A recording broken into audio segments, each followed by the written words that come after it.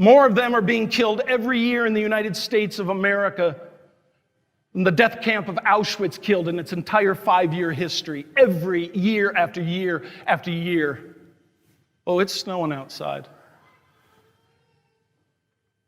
And on top of that, we've just recently elected a Catholic president, and he is Catholic, he's baptized, he is a member of the family. We've just elected a Catholic president who is diametrically opposed to all of the basic moral principles that are proclaimed by the Roman Catholic Church. Not only abortion and the sanctity of human life, but the sanctity of marriage and this gender silliness. How in the world did that happen? A Catholic. I'll tell you, if he wasn't Catholic, I probably wouldn't be so upset.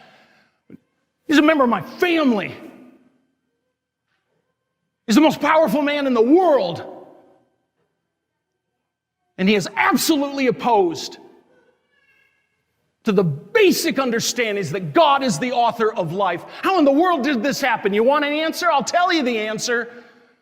Because our bishops have been silent for 60 years through bad catechesis and cowardice. They have barely said a thing. A few papers here and there. They speak of, there's things they could do.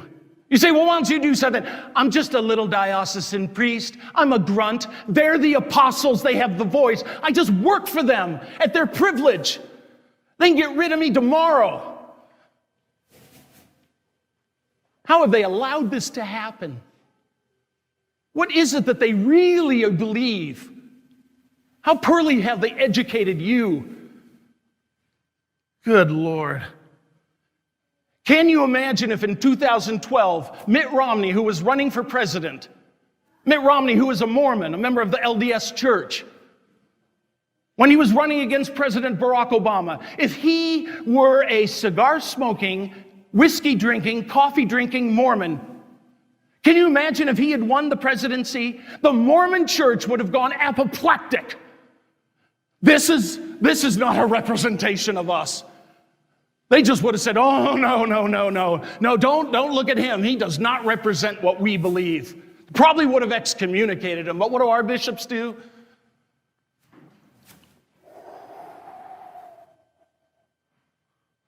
They just let it snow.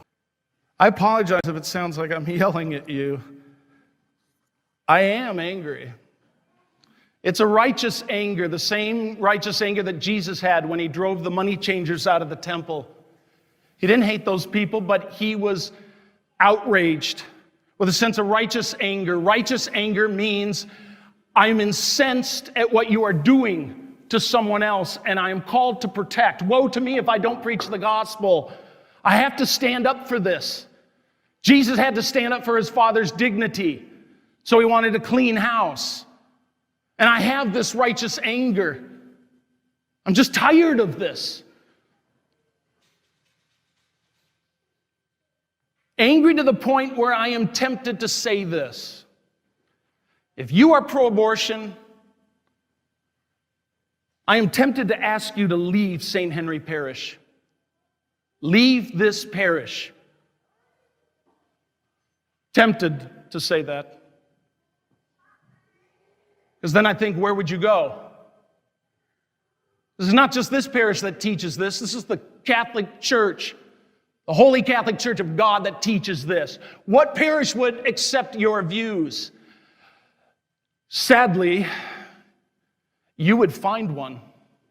And that is an indictment against the bishops. But God help that parish that would let your ideas foster in their parish. And so instead, I will not ask you to leave. Why? Because this may be your only chance to repent, to change your mind, and to come to know the truth and finally embrace it. So I won't ask you to leave. This is your chance for salvation. You are welcome here,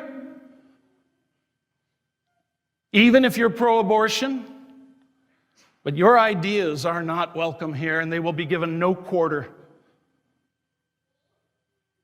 The same with Joe Biden. He's a Catholic. He's a member of the family. If for some reason he would be in Buckeye on a Sunday, Joe Biden is welcome to come to Mass here. His ideas are not welcome here. And if you ask me a follow-up question, would you give him communion? No. Over my dead body.